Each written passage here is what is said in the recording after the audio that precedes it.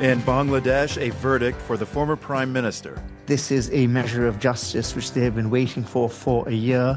I'm Marco Werman. And I'm Carolyn Beeler. Today, the latest from Bangladesh on a historic day.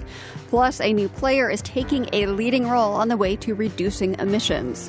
China wants to step up, and China wants to be able to say that it is reducing the negative effects of climate change. A report from China where there's a green revolution. In the U.S., international student enrollment has taken a dip. The fallout will hit hardest at schools that rely on international students to offset declining domestic enrollment. And new insight into the human psyche. We like to travel for a certain amount, but not too much. That's all ahead today on The World. This is The World. I'm Carolyn Beeler. And I'm Marco Werman. Thanks for joining us. We begin today with climate news heading into week 2 of COP30, the United Nations Summit on Climate Change in Belém, Brazil. Benchmarks for reducing greenhouse gas emissions play a big part in these talks. One country where carbon emissions have been flat or trending downward for a year and a half now is China. The country once synonymous with over-reliance on fossil fuels and cities famously shrouded in smog. Now China is positioning itself as a world leader on renewables. The World's Jeremy Siegel gets us going with his reporting from Shenzhen, China, where he learned that reducing emissions is not the country's only reason for going green. I am outside of the convention center in downtown Shenzhen, and I've never seen anything like this. It's like a huge parking lot combined with a gas station, the biggest gas station you've ever seen in your life. But instead of gas, it's all chargers and electric cars everywhere, all of them plugged in, getting the juice that they need to go about the rest of their day. What I'm looking at here in Shenzhen is nothing out of the ordinary. At least here it's not. There are too many chargers to count. It's a far cry from what you'd have seen 20 years ago, when green infrastructure was virtually non-existent in China, and the country's major cities were famous for their thick smog. At the time, China was laser-focused on growing its economy, no matter the environmental cost. But now, since people get richer, right, they care more about their health. That's Jinfen Zhang, a professor of finance at the Chinese University of Hong Kong in Shenzhen. He tells me as the country's economy has grown and the average household's disposable income more than doubled over the past 2 decades, everyday people have become more environmentally conscious, desiring clean air and clean infrastructure. That led Chinese Communist Party leaders to invest in green energy. The government spent a lot of money. And also, I think the government realized that this is not just an issue of China. It also provides opportunity. Opportunity to become a world leader. As Zhang explains it, developing green technology isn't just a means of cutting emissions and improving quality of life at home. It also helps the country surpass economic competitors on the global stage. Take the auto industry, for example. 10 years ago, you probably wouldn't be able to name a Chinese car maker. But today, led by Shenzhen-based EV maker BYD, the country dominates production and exports of electric vehicles. Zhang tells me there's a Chinese phrase that captures the moment. It's called 弯道超车. That roughly translates to pass at the curve or leapfrog competitors in a race. If you just look at the mechanical cars, the conventional cars, there's no chance for the Chinese manufacturers to surpass the European and even the Japanese manufacturers, right? But then they take this EV as an opportunity to be able to take an upper hand. An upper hand they now have. In addition to supplying 70% of the world's electric cars and batteries, China manufactures more than 80% of solar panels and 60% of wind turbines. Simply put, China controls the clean energy supply chain. Beyond the economic gain, there is a geopolitical gain. That's Bonnie Lin, who directs the China Power Project at the Center for Strategic and International Studies. We know that Xi Jinping has large ambitions for China. He wants China to be a global leader, if not the global leader. So China wants to step up, and China wants to be able to say that it is helping to contribute to reducing the negative effects of climate change and helping countries develop their economies in more sustainable ways. and in ways that the United States is not doing that. Still, Lin notes that even as China is exporting clean energy around the globe, it remains the world's largest carbon emitter because the implementation of green technology has been uneven across the country. For The World, I'm Jeremy Siegel, Shenzhen, China. A monumental verdict today from a special tribunal in Bangladesh.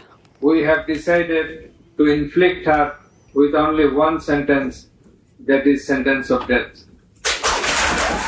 A death sentence for the country's ousted Prime Minister Sheikh Hasina, found guilty of crimes against humanity. Sheikh Hasina is in exile in India. She denounced the decision from there, calling it biased and politically motivated. It's a historic moment for Bangladesh and a dramatic one. Zafar Subhan is in Bangladesh's capital, Dhaka, where he's editor of the news site Counterpoint. When we spoke today, he explained the basis for the ruling. Last year, from July and August, there were protests, and they were met with brutal force by the authorities, by the police. By some estimates, over 1,000 people were killed. And so there's a lot of evidence suggesting that, the responsibility for those killings goes all the way to the top, to Sheikh Hasina, who was the prime minister. That's where the buck stops.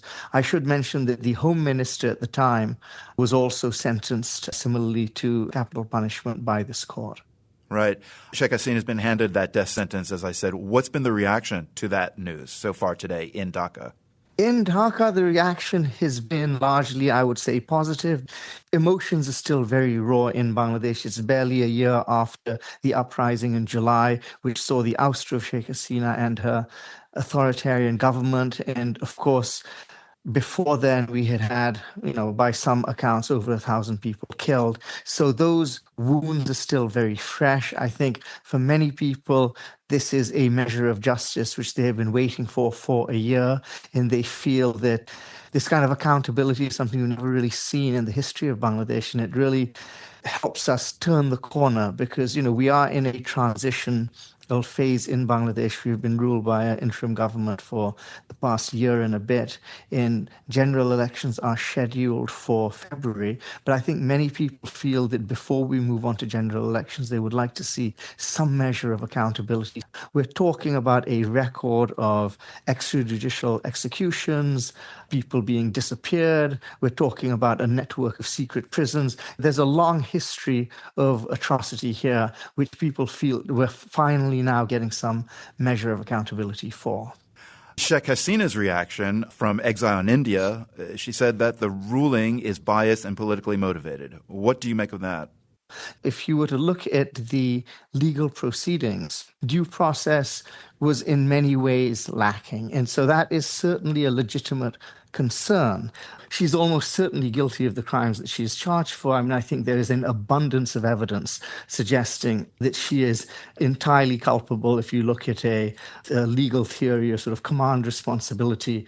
But by the same token, she did not have an opportunity to defend herself in court, and a lot of the things which we expect in terms of due process were missing. I will point out that, she was tried in absentia. She is right now in exile in India, and the chances of her being returned to face punishment are more or less non-existent. So, Zafar, you were critical of the due process that was missing in Sheikh Hasina's trial. I'm just wondering what you think that all means for the effort to repair and strengthen democracy in Bangladesh. The judicial system in Bangladesh is fairly dysfunctional. It's been broken for a long time. Some people would argue that it's been broken since its inception. But by the same token, you have people who need to be prosecuted. You have people who need to be brought to justice. So this is this conundrum we have, which we haven't really ever figured out how to solve. Maybe this was the best we could have hoped for.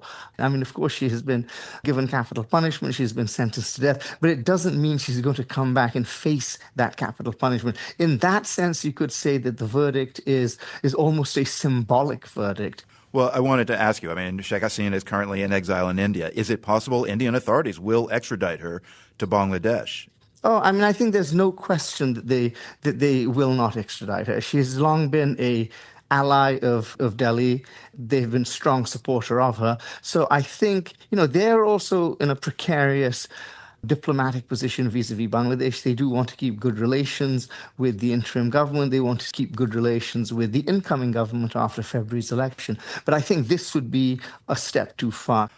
Bangladesh gained independence from Pakistan under the leadership of Sheikh Mujibur Rahman, Sheikh Hasina's father and the country's first leader, which is a pretty amazing family legacy. Can it protect Sheikh Hasina in any way? Of course, for many, many years, Sheikh Hasina's political pedigree was a big part of her story, and of course the fact that that she was the daughter of Bangladesh's founding president and the hero of our independence war, that was of course a big part of her narrative, a big part of who she was. I think though, where Bangladesh is in 2025, I think because of her misdeeds over the last 15 years and where the public has moved, I don't think that any longer is something which will give her that protection. In fact, I think many people feel that she has in many ways misused and abused the memory of her father, who is still, widely revered. And so people are trying to separate her from the legacy of her father, saying, well, he was one person, but she's another, and then you can't really necessarily conflate the two. Will that be her longer legacy, though, like the dark daughter of Bangladesh's founding father? One of the things which is very apparent to me is if you look at young people, the younger generation, there's still an enormous amount of anger, an enormous amount of pain, because they, of course, were at the front lines of this movement and, of course, who bore the brunt of the attacks. In that generation, I think there's a great deal of antipathy towards Sheikh Hasina and her political party, which is not likely to dissipate anytime soon. Whether that will continue to be her legacy decades from now remains to be seen. I think that's always a tough one to call. Zafar Subhan, the editor of Bangladeshi news site Counterpoint, speaking with us from the capital Dhaka about the death sentence handed down today for former Prime Minister Sheikh Hasina.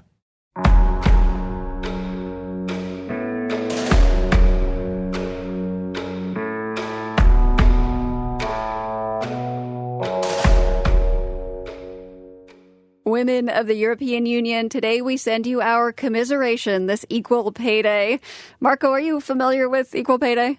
Yeah, it's a symbolic thing, right, to show actually how unequal pay is between men and women. Right. Equal pay day is about the gender pay gap. So let's say women make 70 cents on the dollar that men make. In that case, one way to even the score would be for women to work only 70% of the hours that men work so that they end up making the same amount per hour as men. Does that make sense? Yeah, I totally follow. It's not fair, but I follow. And so with today being equal pay day in Europe, that means what? Well, according to the European Commission, today is the symbolic day when women there should stop working for the rest of the year so that their annual salary adds up to the same per hour rate as men. They say that women essentially work for free for the rest of the year. I actually did read up on this, Carolyn, and the Commission says women earn about 12% less than men across the EU. And, of course, the wage gap is not exclusive to Europe. Of course not, Marco. In the U.S., the pay gap is bigger. Women make 15% less than men. Zoom in on what that looks like for Black, Latina, and Indigenous women, and the pay gap grows even wider. But what we noticed here in the newsroom today is that the U.S. marks equal pay day a little differently than Europe. Yeah, say more about that, Carolyn. Well, in Europe, they illustrate this by imagining that women should stop working early to balance out the symbolic ledger. Whereas in the U.S., we mark equal pay day in the spring because we think about how long a woman would have to work past the end of the calendar year to earn as much as a man did in that year. So basically, it's when women just work a bunch extra to catch up with men. I mean, it's a classic difference in how Europeans and Americans view work in general, right? Europe's like, stop working if you're not getting paid. Yeah, in the U.S., it's like, no, just work harder. More depressing stories still to come. Though I might take off the rest of the show. Flesh-eating parasites, anyone? That is just ahead. You're listening to The World.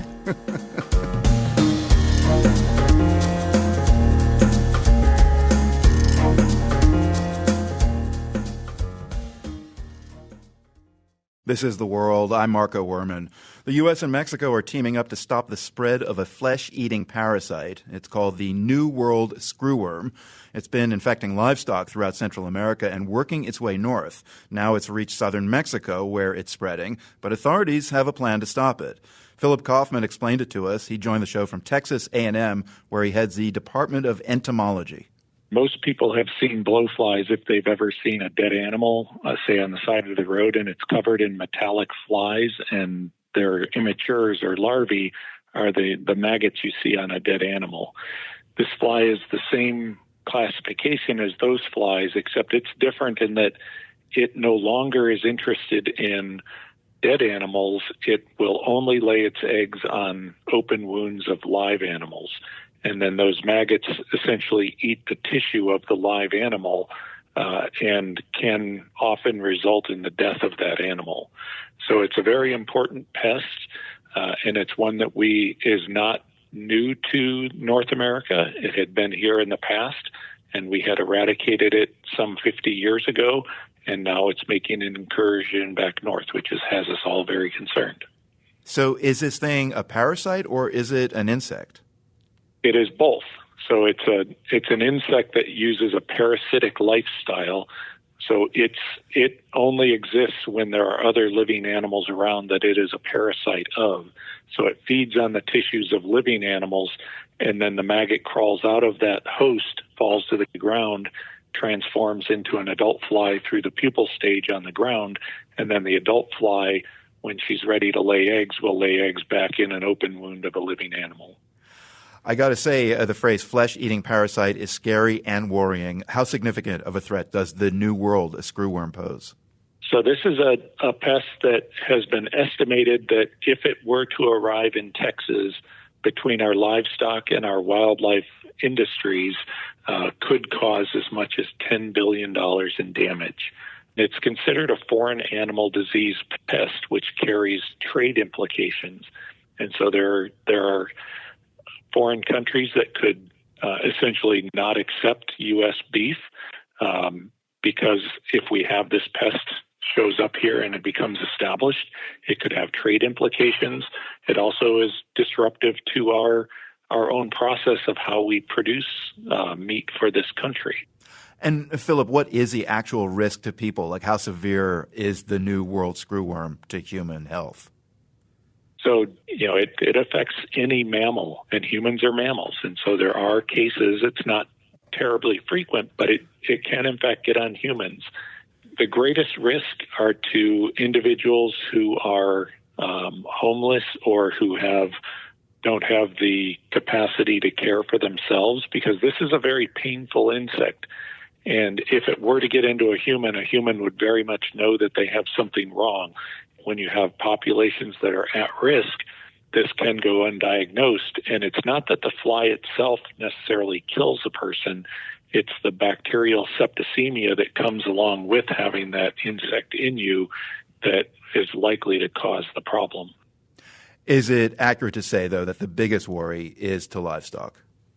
We expect it would have a severe impact on our livestock operations, but it's going to have a severe impact on our wildlife populations as well. And South Texas has a great population size that we did not have 50 years ago when we last eradicated this pest. The U.S. is actually working on a facility in Mexico to prevent this from spreading north. What is that effort all about?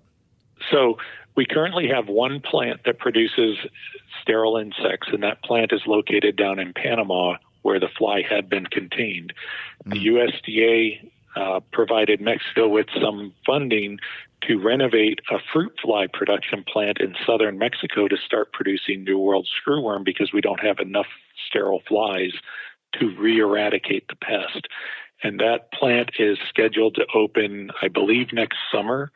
It's predicted to almost double the production of the sterile flies that are released to combat this.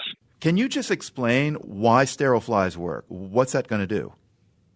So the New World screwworm, the female of that species will mate only one time. And if she mates with a male that's been sterilized, she'll not mate again, and all of the eggs that she lays will be infertile and will not hatch. And so the program is that they raise these flies, they expose those flies to a radiation source that essentially breaks up their chromosomes so it doesn't produce eggs or sperm. And so when that male mates with the female, she'll continue to lay eggs, but none of those eggs will ever hatch. And then eventually that population dies out and you no longer have the screwworm in the area.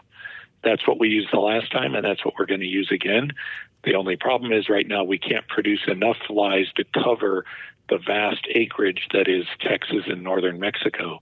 How closely are these U.S. agencies and organizations working with countries in Central America right now, like Panama, and also with Mexico? The U.S. is running the dispersal program where they're releasing the flies. They're training Mexican authorities on how to inspect their animals before they ship them. In Panama, the U.S. and Panama have a joint program where they raise these flies, and it's 24/7 operations at this plant in Panama. Right now, we're in kind of a hold the line mode, and it's going to take a couple of years before we have enough flies ready to start pushing that line back south. Philip Kaufman is a professor of entomology at Texas A&M, explaining a flesh-eating parasite and insect called the New World screwworm and the cross-border efforts to stop it from reproducing.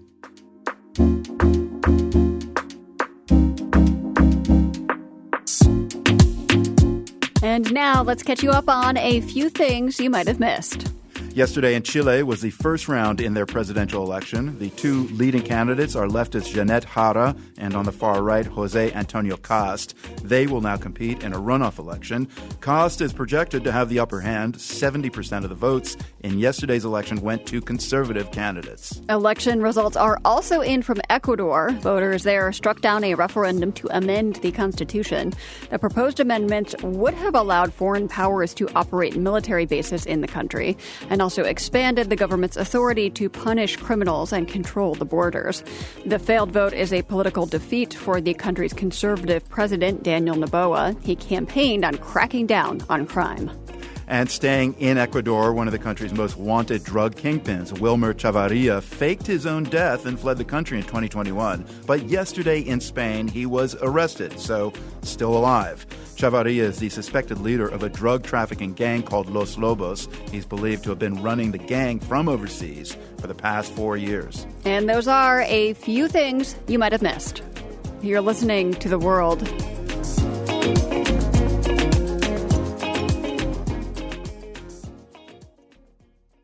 This is The World. I'm Carolyn Beeler. Trump administration policies have made the U.S. less attractive for international students, and we're now getting data about the impact that's had on actual enrollment at U.S. colleges. A new report from the Institute of International Education shows that the number of first-year international students is down 17% compared to last year. Higher ed reporter Kirk Carapezza at GBH in Boston tells us today's report confirms expectations. More than 800 colleges and universities have participated in what the Institute calls its fall snapshot. This is an early look at this year's numbers, and that 70% drop in enrollment is not looking good for colleges. I should say, just to contextualize this, even with the steep drop expected this fall, the U.S. remains the top destination for international students. But that still is a significant number. 17% sounds pretty high. Yes, in the previous academic year, international students contributed nearly $55 billion to the U.S. economy. So you can imagine if you lose about 20% of those students, that's a huge economic hit. So, Kirk, what are you hearing from people working in higher ed about what is driving this drop? So Professor Geraldo Blanco directs Boston College's Center for International Higher Education. I think there is a sense that international students are not unambiguously welcome in the United States, and I think that is a significant change in the mood for higher education. Not unambiguously welcome. Yeah, and Blanco says the fallout will hit hardest at schools that rely on international students to offset declining domestic enrollment. At Brandeis University, just outside of Boston, international students made up 17% of last year's first-year class. This fall, Carolyn, that's down to 12%. I asked Brandeis President Arthur Levine what impact he's seeing from the administration's visa policies and restrictions. Given the threats that higher education faces in this country, if I lived abroad, I'm not sure I'd send my child to a school in the United States. And while that affects schools' bottom line, since many of these students pay full tuition, Levine says the bigger loss is to the country. What we're losing is an opportunity to educate people about this country. And what we're losing is an opportunity to make people friendlier toward the United States than we ever have before. We're also causing ourselves to have a brain drain. Some of these people stay in the United States, and they're some of the best. So how is the administration or those who support their moves here responding to these early trend lines?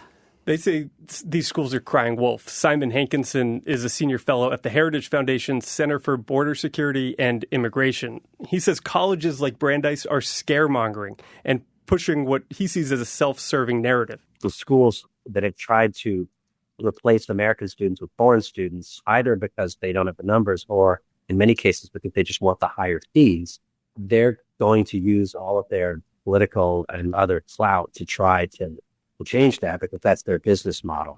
Hankinson attributes the decline this fall not to Trump administration policies, but to demographics in sending countries, especially China, where that country's one-child policy has led to an aging population and fewer college-age students each year. And China sends some of the most international students the second most now after India. Second most.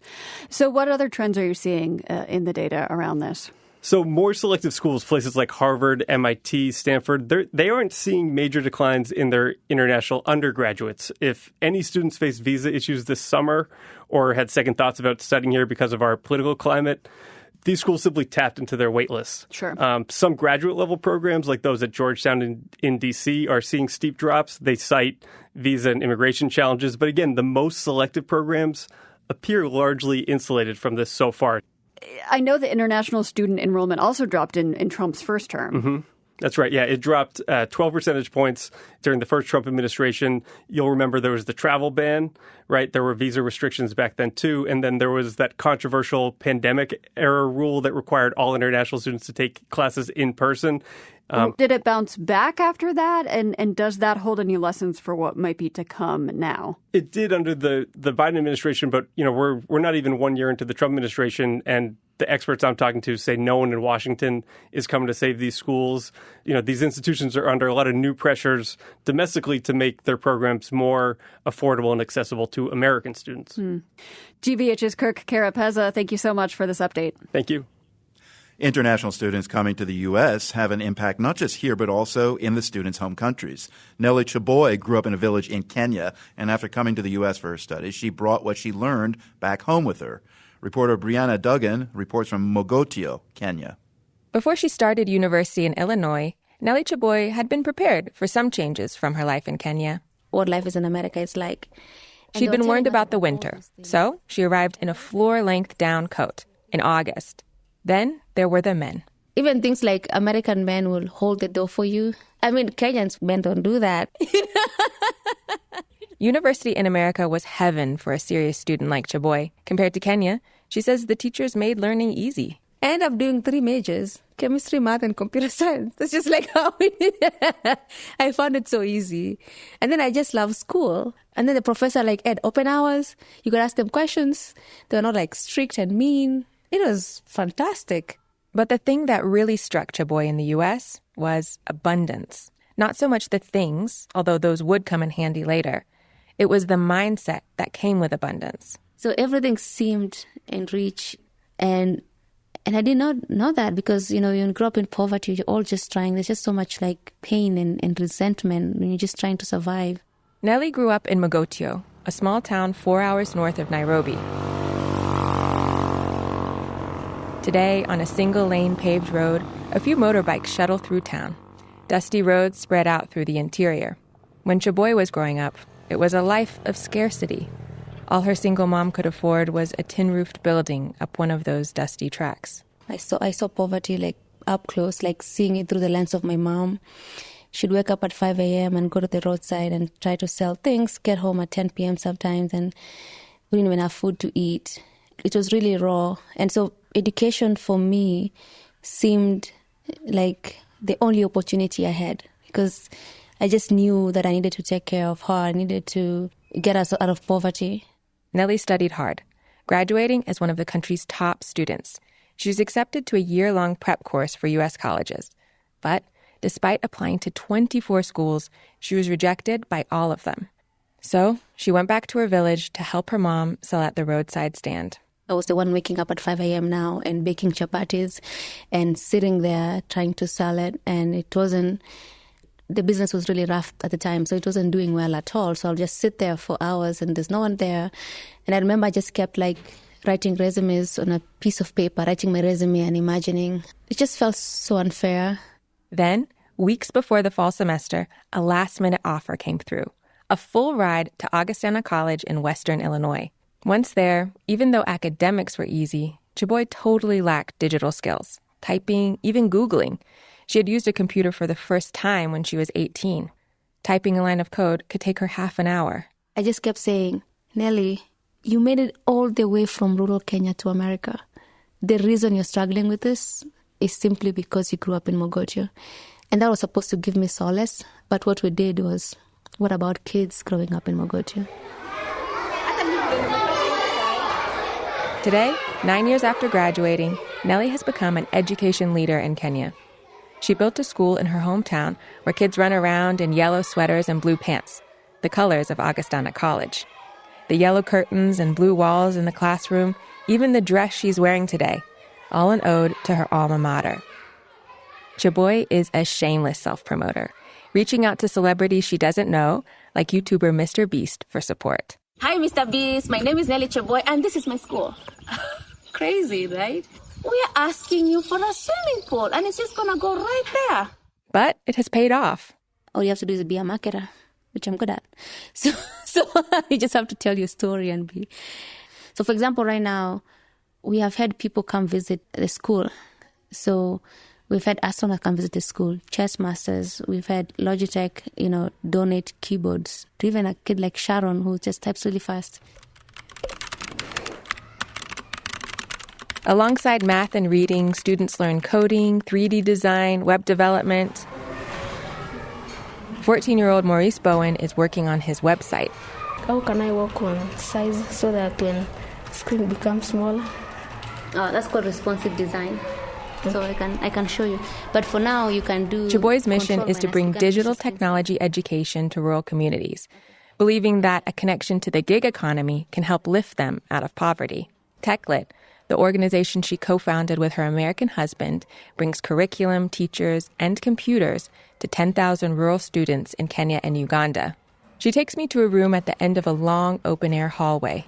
Shelves are stacked with desktop computers, laptops, and monitors. I think we're looking at a ballpark around 2,000, 3,000 computers. In the U.S., Chaboy was shocked to learn that many companies throw out their computers every 4 years because they become too slow.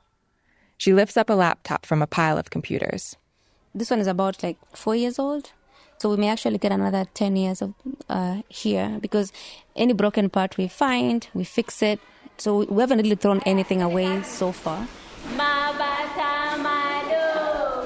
For the next generation, she wants kids not to just get an education and learn technology, but to have fun while doing it.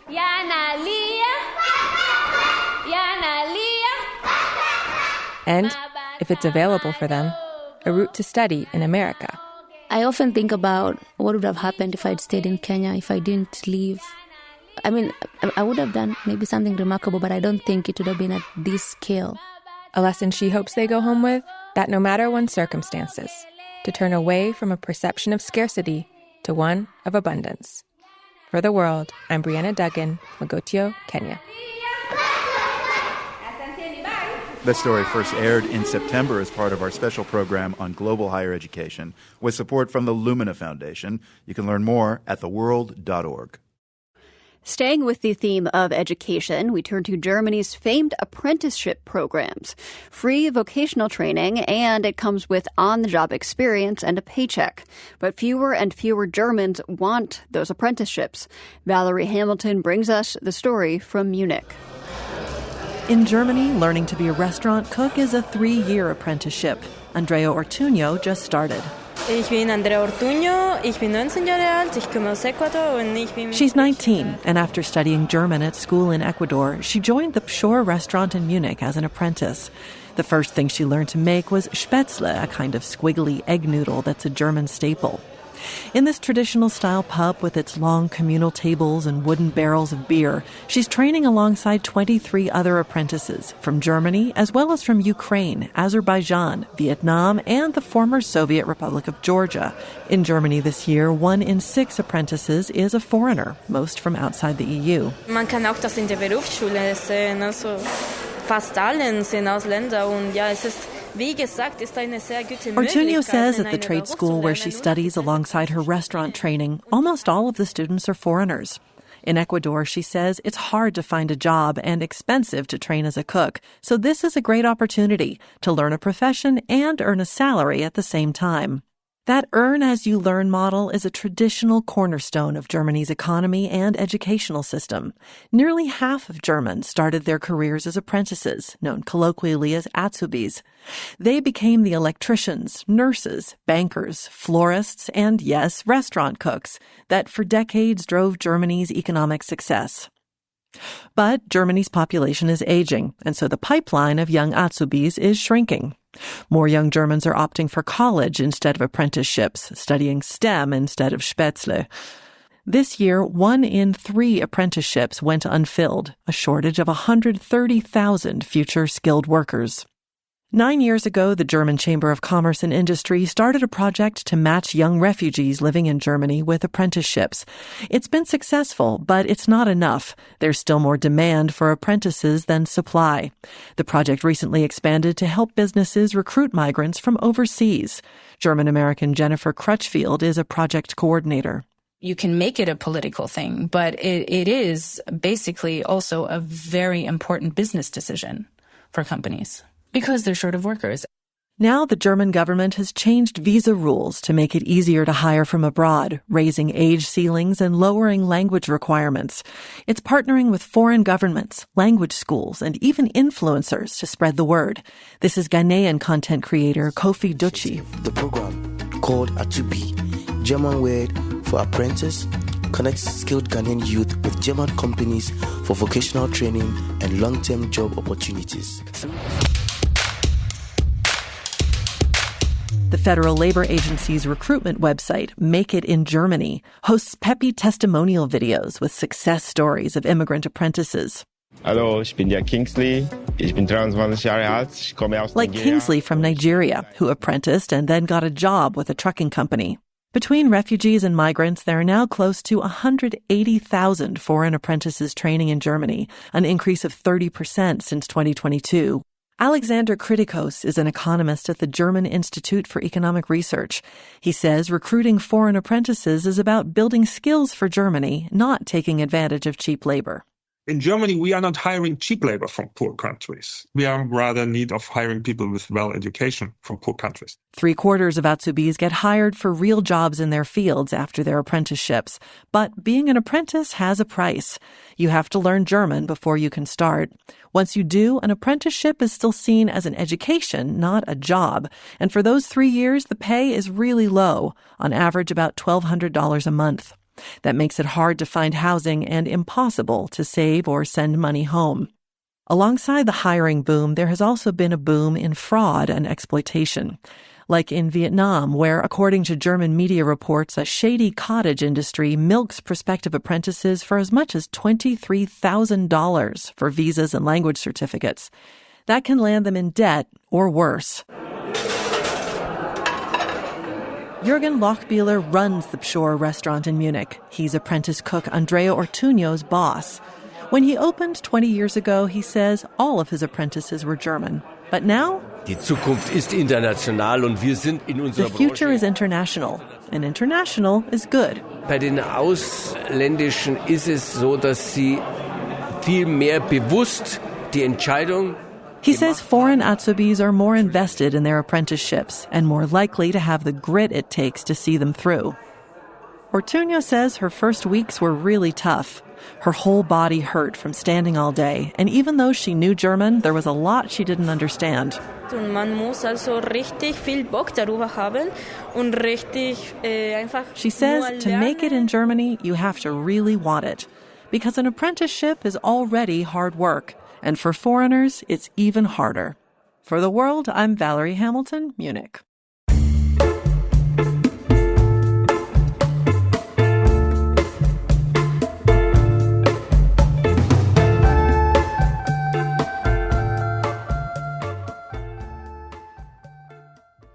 Getting from point A to point B takes up a certain amount of time in most people's day. That amount of time, though, is surprisingly consistent, regardless of where in the world you live, what mode of transportation you use, or how much money is in your bank account. The average daily travel time globally, 78 minutes. That's according to new research from the Institute of Environmental Science and Technology at the Autonomous University of Barcelona. Eric Galbraith led that research. So this actually grew out of an earlier study called the Global Human Day, where we were trying to characterize all of the time that all humans in the world spend in the full range of activities. And when you say activities, what are we talking about? Like going to work, shopping, taking kids to school, that kind of thing? That's right, everything. And there was a lot of interesting things in there, but one of the things that really jumped out at us was the fact that across the countries in our sample, regardless of how wealthy a country was, the average amount of time traveled by people within the country didn't really vary. 78 minutes on average is a metric you came up with. Explain the basics of how you determine that.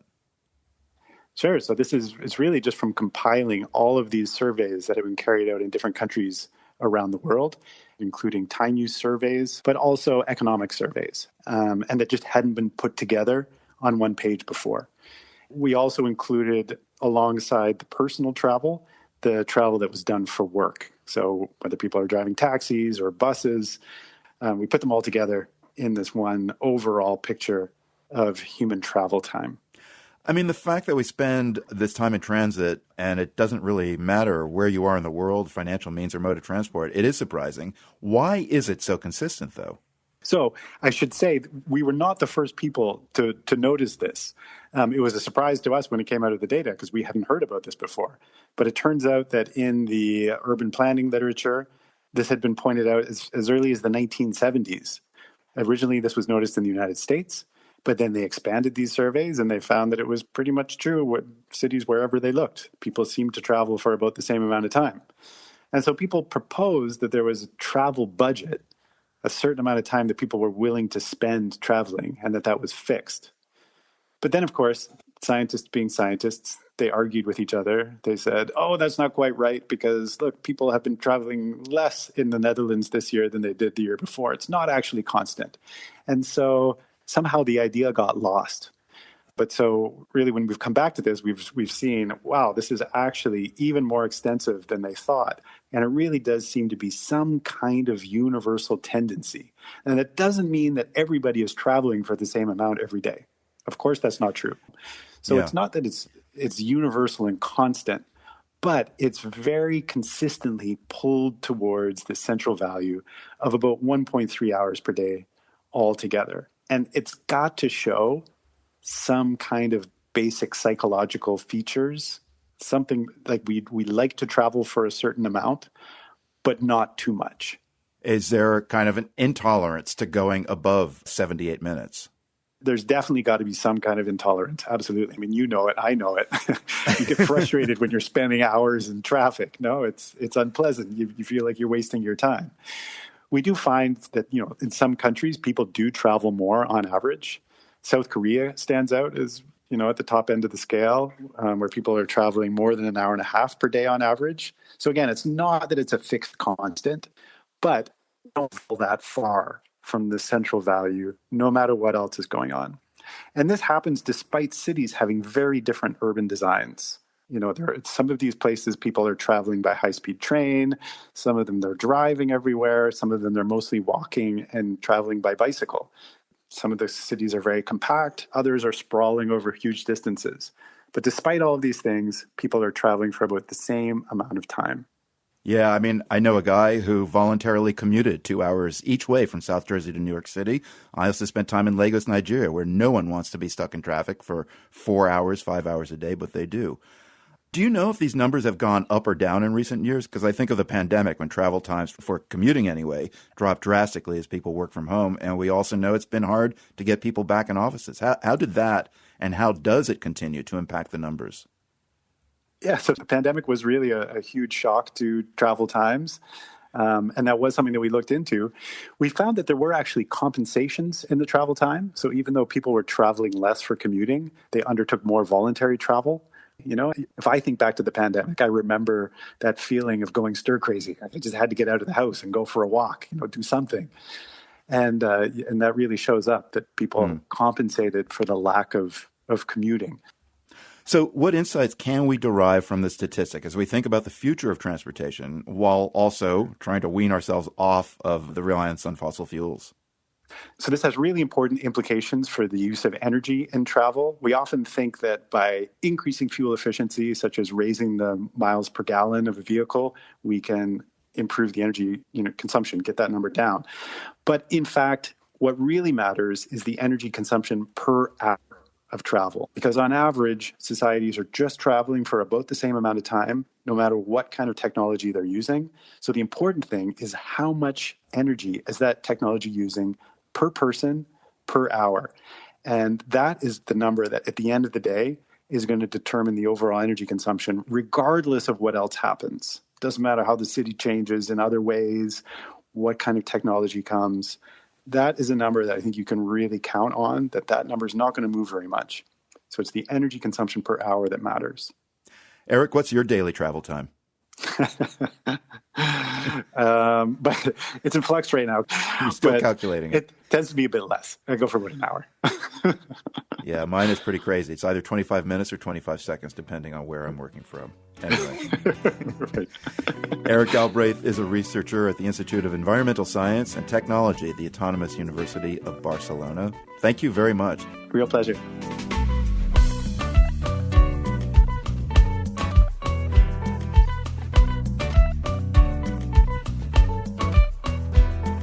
Thanks for starting off the week with us. Tomorrow, the Crown Prince of Saudi Arabia will be at the White House meeting with President Trump. It caps a rehabilitation of Mohammed bin Salman's public image over the past 7 years, since he allegedly orchestrated the murder of journalist Jamal Khashoggi. Be with us for that report in tomorrow's show. The World is produced by GBH and PRX, broadcasting weekdays from the Nan and Bill Harris studio in Boston and from the Department of Communication at UC San Diego. Find us online anytime at theworld.org, as well as our original reporting on YouTube. You can also subscribe there to our channel. I'm Marco Werman. And I'm Carolyn Beeler. Thank you for listening. The World is supported by the Carnegie Corporation of New York, working to reduce political polarization through philanthropic support for education, democracy, and peace. More information at carnegie.org. By the John D. and Catherine T. MacArthur Foundation. Committed to building a more just, verdant, and peaceful world. macfound.org. And by FJC, a foundation of philanthropic funds serving the nonprofit sector with donor-advised funds, fiscal sponsorship, bridge lending, and more. FJC.org. The World's theme music is composed by Ned Porter. The World is a co-production of GBH Boston and PRX. More information at theworld.org. PRX. From PRX.